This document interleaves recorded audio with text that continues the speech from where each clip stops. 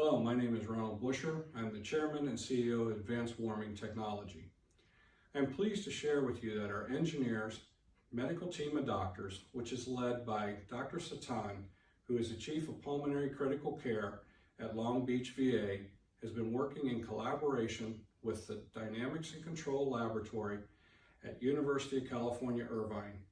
This team has designed mechanical ventilators which are cost-effective, small, and easy to manufacture for the COVID-19 crisis. Thank you for your consideration.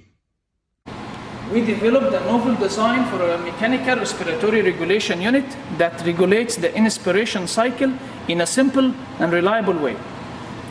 Currently, we have manual control of the respiratory rate using this simple knob, and the PIP and PEEP using these two throttling valves. This simple mechanical control can be easily replaced with an electronic control, which is currently under development and will be ready by next week.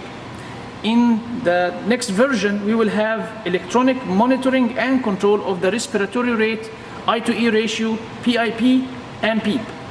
We have two sizes, the smallest of which is about 5 inches, the largest is about 7 inches.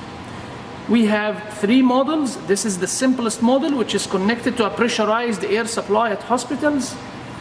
In the lack of such a supply, in the case of a field hospital, our RRU is connected with a variable speed air compressor, where we can control the PIP using this simple second knob.